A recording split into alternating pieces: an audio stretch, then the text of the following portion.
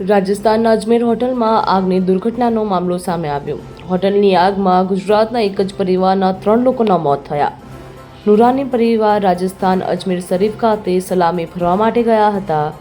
આગમાં અમરેલી જિલ્લાના લાઠીના નુરાની પરિવારના પતિ પત્ની અને 1.5 વર્ષના પુત્રનું મોત નીપજ્યું। મૃતક પરિવાર લાઠીના ચશ્માની દુકાન ચલાવતા હતા।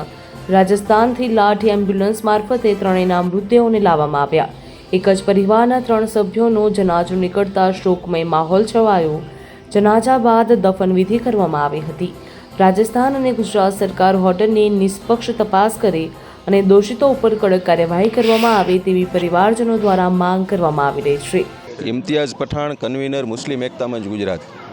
આજ રોજ અમરેલી જિલ્લાના લાઠી તાલુકાના રહેવાસી નાકાણી પરિવારના નુરાની પરિવારના 3 સભ્યો અજમેર શરીફ ખાતે ઝિયારત માટે ગયેલા હતા અને ત્યાં એક હોટલમાં એ રોકાયા હતા અને ત્યાં આગ લાગવાની જે ઘટના ઘટી ત્યારબાદ આ પરિવારનો સમગ્ર માળો વિખાઈ ગયો। એ રીતે આ પરિવારના 3 સભ્યો આ દુનિયામાં અત્યારે નથી।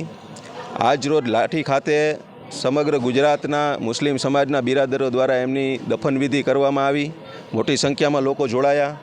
આ સમગ્ર ઘટનામાં જે દોષીઓ છે, જે હોટલ માલિકોની બેદરકારી છે અને જે સ્થાનિક રાજસ્થાન પ્રશાસનને પણ અમારી વિનંતી છે કે આ મામલાની નિષ્પક્ષપણે ગંભીરતાથી અને ઝીણવટભરી તપાસ થાય અને જેમની પણ બેદરકારી સામે આવે એની ઉપર સખતમાં સખત કાર્યવાહી થાય।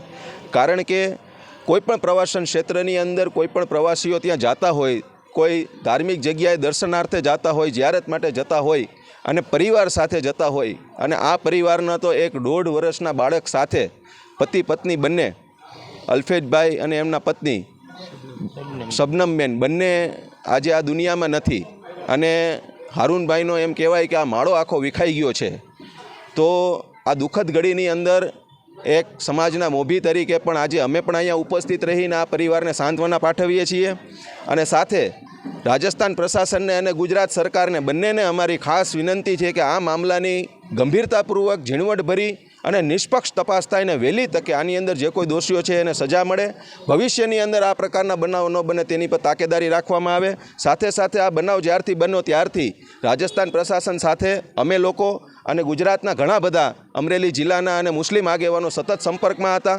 સમગ્ર પૂરી રાત સંપર્કમાં હતા અને રાજસ્થાન પ્રશાસન દ્વારા પણ ત્યાંની પોલીસ કર્મીઓ, પોલીસ ઓફિસરો અને ત્યાંના ગૃહ મંત્રાલય દ્વારા પણ આ મામલે વહેલામાં વહેલી તકે જે મૃતદેહો છે એ પાર્થિવ દેહ એમના માદરે વતન પહોંચે એના માટેના પણ પ્રયત્ન કરો। એ માટે કરીને રાજસ્થાન સરકારનો પણ અમે આભાર માનીએ છીએ અને સાથે સાથે અમારી ખૂબ માંગ છે કે આ મામલામાં જે કોઈ પણ દોષીઓ એને કડકમાં કડક સજા થાય અને જે કોઈ લોકોએ, જે કોઈ કમિટીઓએ આની અંદર આ અંજુમન કમિટી સહિત જેટલા પણ લોકો છે એ બધાએ એમાં સહકાર આપ્યો છે એ બધાનો પણ અમે ખૂબ ખૂબ આભાર વ્યક્ત કરીએ છીએ।